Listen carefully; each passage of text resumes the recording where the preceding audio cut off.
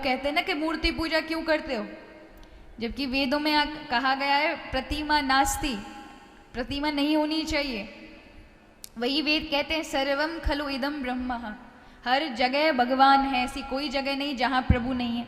ऐसे समझे जिसको ईश्वरीय शक्ति का इतना सा भी अनुभव ना हो और उसे आप कहोगे निर्गुण ब्रह्म में ध्यान लगा ले, तो वो नहीं लगा सकता। अगर ज्यादा दिन बैठ भी गया ना तो उसका मन नहीं लगेगा, अशांत रहेगा। इसलिए आधार की आवश्यकता इस मन के लिए। तो फिर क्या कहा कि भैया परमात्मा का एक विग्रह लें, उस विग्रह को देखकर मन को साधने का प्रयत्न करें, उनको देख करके उस झांकी को अपने मन के अंदर बसाएं तो मन बड़े आराम से लगेगा। और ये तो महाराज आज की साइंस भी प्रूव कर चुकी है। क्या प्रूव किया है आज की साइंस? जिस विज्ञान को हम लोग बोलते हैं कि वो अगर बता दे, प्रमाणित कर दे, तो हम मान लेंगे। वही विज्ञान कहती है कि इस मन पर शब्द से ज्यादा चित्र का बड़ा गहरा प्रभाव है।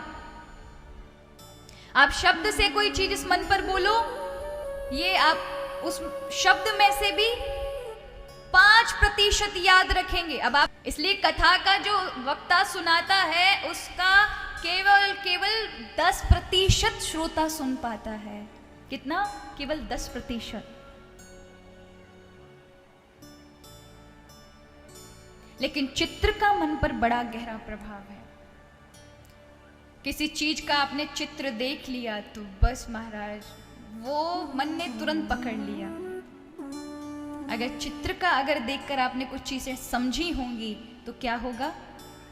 उस चित्र की वजह से आप पर 80% प्रभाव पड़ेगा। ये अभी कुछ वैज्ञानिकों ने एक शोध किया था। उसमें क्या किया, 2 प्रकार के मरीज उन लोगों ने लिए, 2 समूह बनाए मरीजों के, 100 लोगों के 2 ग्रुप बना लिए, 100 लोग इधर 100 लोग इधर। अब वो मरीज थे, उनको मतलब अब डिस्चार्ज करना था, उनको घर भेजना था। तो उन्होंने कहा कि इन घर भेजने वाले मरीजों पर अपन ये शोध कर लेते, रिसर्च कर लेते हैं। तो क्या किया उन लोगों ने, उन्होंने जाते समय उनको परहेज बताए, क्या क्या करना है, क्या क्या नियम पालन करना है, कैसे दवा खानी है, क्या क्या करना है, नई दवा खाओगे तो क्या होगा। तो एक जो समूह था जिसमें 100 मरीज थे, उनको बताया देखो भैया लिख लो अपनी डायरी में, अगर ये दवा टाइम पर नहीं खाई तो ये हो जाएगा, इतने बजे सोना है, इतने बजे उठना है, सारे नियम बता दिए।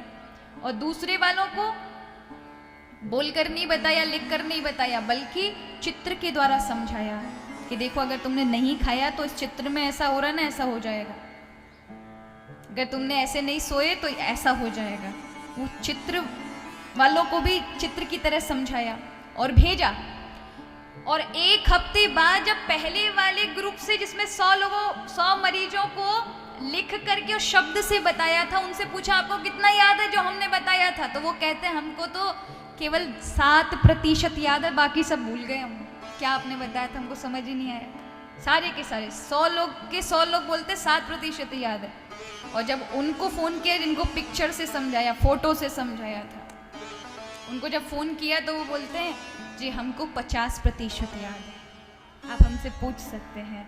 और ये सारे के सारे उन 100 लोगों पर उसका असर पड़ा।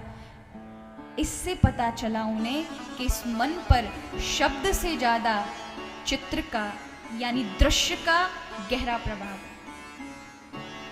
इसलिए हमारे मनोवैज्ञानिक जो ऋषि मुनि थे ना, उन्होंने कलयुग के इस दृश्य को देखा तो उन्होंने क्या किया, उन्होंने कहा इतनी साधारणता से मन नहीं लग सकता उस प्रभु में, इतना आसान है क्या महाराज? आप कथा भले सुन ले, कथा में भी 50 बार, यहाँ तो कोई नियम नहीं है आपके लिए। नियम हो तो कथा में ना आए लोग, नियम बांध दिए जाएं कि एक रीढ़ की हड्डी बिल्कुल सीधी करके एकदम जाप की तरह बैठना है, इधर उधर मुड़ना नहीं है,